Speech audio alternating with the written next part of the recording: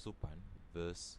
Sunshine Bread, Sedran Berhad, a case that highlighted the legal principles surrounding constructive dismissal in Malaysia. Tola Simila, the claimant, alleged that she was constructively dismissed by Sunshine Bread Sedran Berhad. She claimed that the company created a hostile work environment which forced her to resign. The key incidents supporting her claim included an involuntary job transfer, work-related strikes, and a breach of contract notice issued after her resignation. She joined the company as production planner on June 10, 2019 and was confirmed in her position on December 10, 2019. However, on December 1, 2021, she was transferred from the production department to the procurement department, which she agreed was done against her will. Feeling pressure and stress, she resigned, citing health and personal reasons. After her resignation, the company sent her a breach of contract notice demanding compensation. She then filed a complaint with the Director General of Industrial Relations on October 11, 2022. To support her claim, Tola Simila presented emails indicating workplace pressure, a medical report from January 11, 2022, and allegation of coercion by senior officer. However, the court found no compelling evidence to prove that she was forced to resign. A medical report was issued after her resignation, making it relevant to the claim. The court also ruled that the workplace communication she submitted was standard work-related directive, not harassment.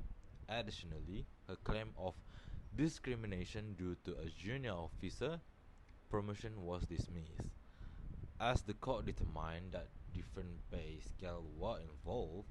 The court referred to legal precedent such as International Times vs. Long Ho Yuan and Matrix Global Education vs. Felix Lee Angborn, which emphasized that the burden of proof lies within the employee. Tola Simila need to prove that her employer action were unreasonable enough to justify her resignation. Since she failed to provide sufficient evidence, the court ruled in favor of Sunshine Bread Berhad, dismissing her claim. This case reinforced the importance of strong evidence in constructive dismissal claim under Malaysian law. Resigning due to dissatisfaction or workplace stress alone is not enough. Employees must prove that the employer actions made continued employment impossible. That's all for me. Thank you. Good evening, I am Vigneshwari Balasubramaniam. I will continue to discuss of this case related with three main issues such as employment and resignation, constructive dismissal claim, and the court's decision. Let's start with the first issue, which is the claimant's employment and resignation. Miss Tulsi Malar started a role at Sunshine Bread Sendirian Berhad as a production planner in 2019, and she was later transferred to the procurement department in December 2021. She claimed that this transfer was sudden and without consultation, causing discomfort and job dissatisfaction. On 27 December 2021, she submitted a resignation, citing personal and health reasons. However, the company only received the resignation on 7 January 2022. Shortly before they received the resignation, the company sent a breach of contract notice and also demanded for the repayment. The second issue focuses on Ms. Tulsi Malar's claims of constructive dismissal. She argued that a sudden transfer Changes in supervisors and lack of consultation created a hostile work environment. She also claimed that unfair treatment, citing that a junior colleague was promoted instead of her. Additionally, she stated that a directed supervisor pressure by her sending work-related messages after hours, affecting her mental and physical well-being. However, she never lodged for a formal complaint before resigning, which significantly weakened her claim in court.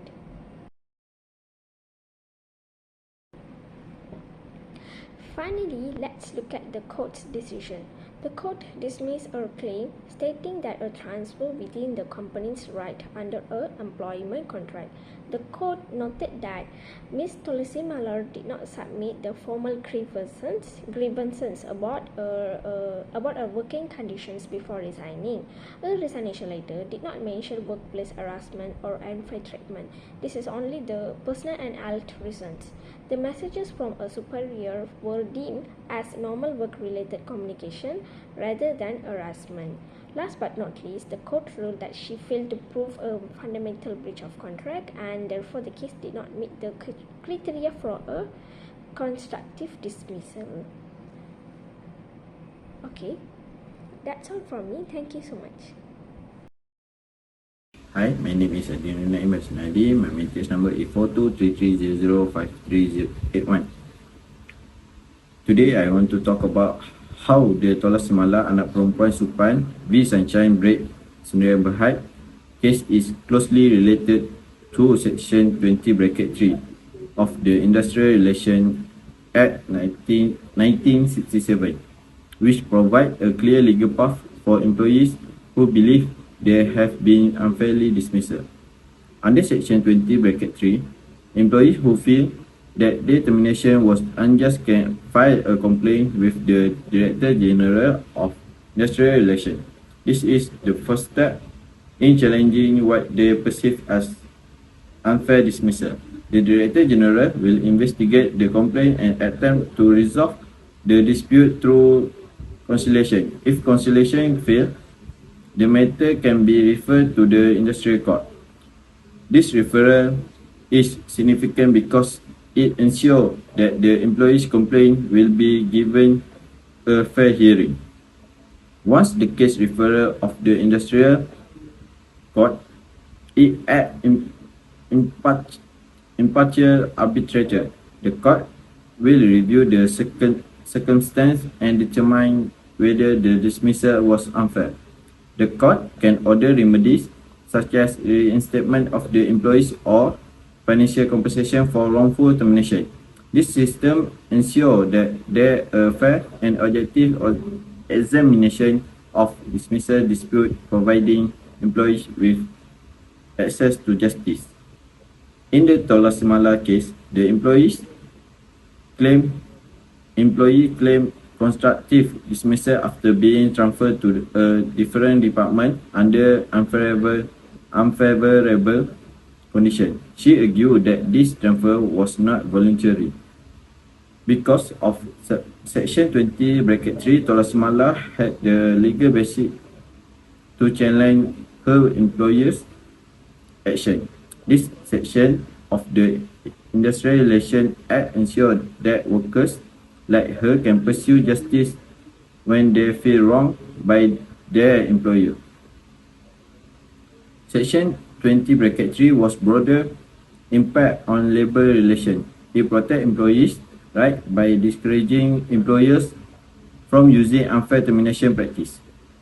Knowing that dismissal can be legally challenged, ensure that employers follow due process.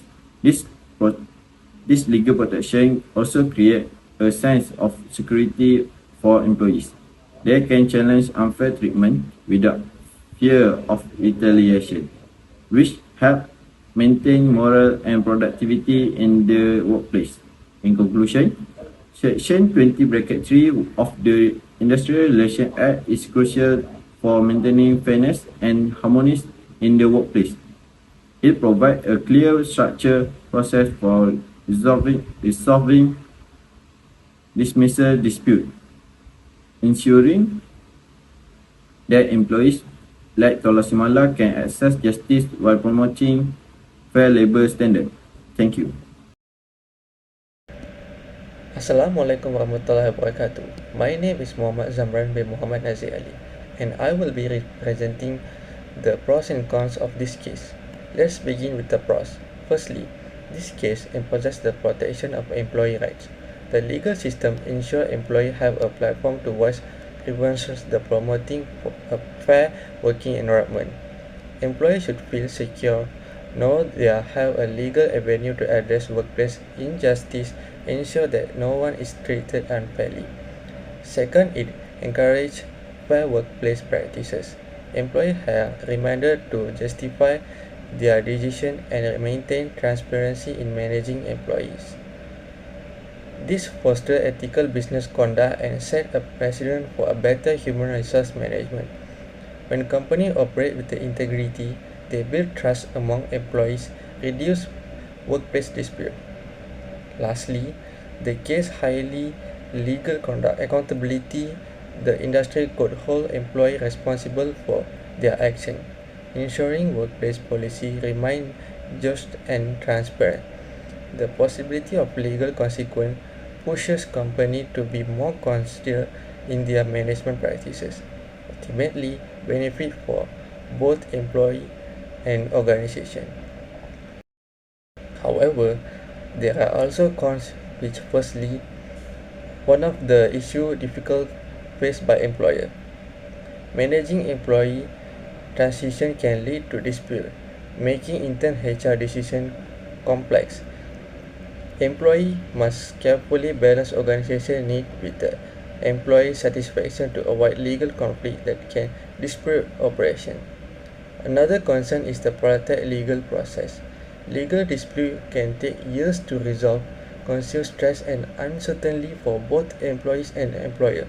This delay in court ruling can create prolonged finance and emotional strain, leading to a loss of productivity and motivation in the workplace.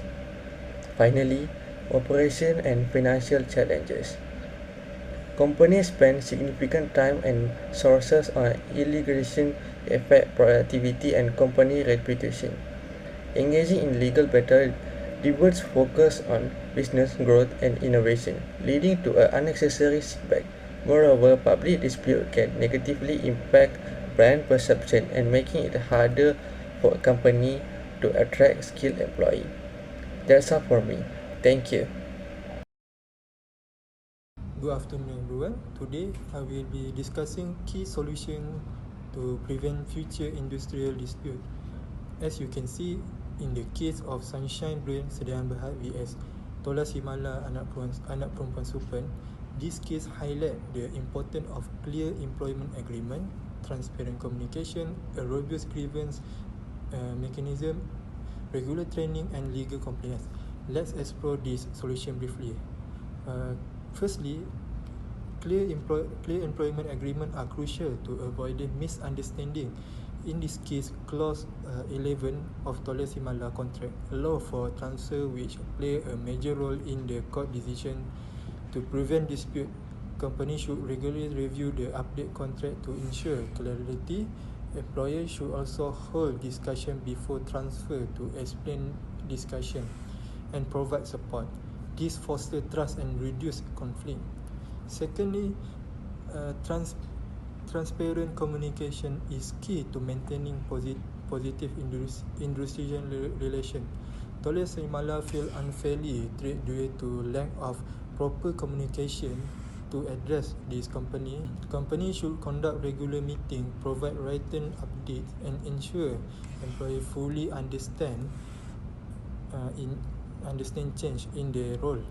By keeping employees informed, we can reduce misunderstanding and build trust. Thirdly is a robust grievance mechanism. A strong grievance system allows employees to voice concern before they escalate into legal dispute. Sunshine Brain Sediaan Berhad could have implemented an online grievance portal or an anonymous reporting system. Regular grievance training ensure employees understand their right and how to seek redress effectively. For number 4, regular training and development. Providing ongoing training and development help employees adapt to change and feel valued. Tola Simala dissatisfaction may have stemmed from a lack of career growth opportunities. And then to prevent this, companies should introduce mentorship program, career development workshop, and skill training to enhance employees' engagement. And lastly is compliance with the legal standard. Adhering to employment law is a crucial. Company should conduct regular legal audit, educate HR team on labour law, and maintain clear employee handbook. By ensuring compliance, organisation reduce legal risk and promote fair labour practice. So in conclusion, preventing workplace dispute require clear contract, open communication, a strong grievance process, regular training, and legal compliance. By implementing this measure, companies like Sunshine Bread Sediaan Berhad can create a fair and transparent work environment while avoiding future legal conflict. That's all from me. Thank you.